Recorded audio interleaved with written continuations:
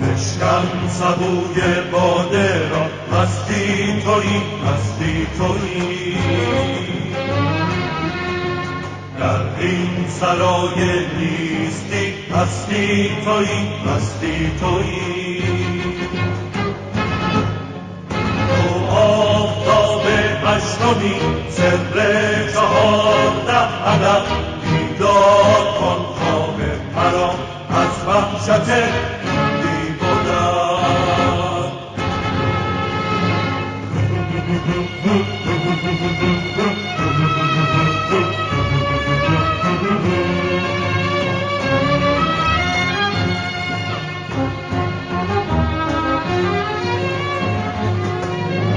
بنگر که از 7 آسمان جایی فراسوی زمان نوری حبوط می کند در غربت این لامکان. بنگر که دریا خون شده، فواره ها گلگون شده، لیلای بیدل رو ببین از عشق تو مجنون شده.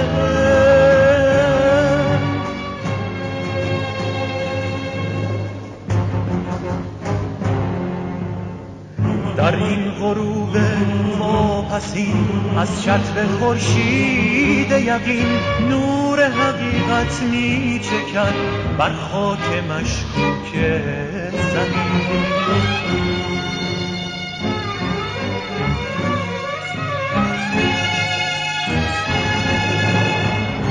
فریاد و بانگی میرسد، عالم سکوت میکند، از هیبتش سلطان ده آسان سقوط میکند، آسان سقوط میکند.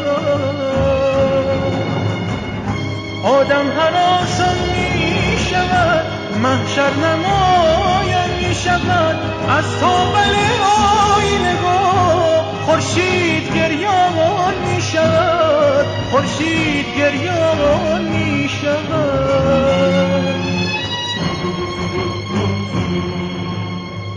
تقدیر ما در دست تو، زنجیر بر دستان ما را رها کن از عدم، هستی بده بر جان ما.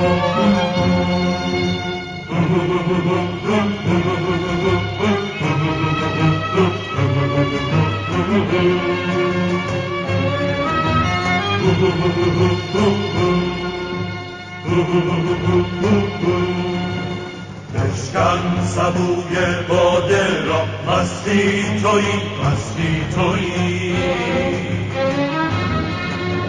در این سرای نیستی، مستی تویی، مستی تویی.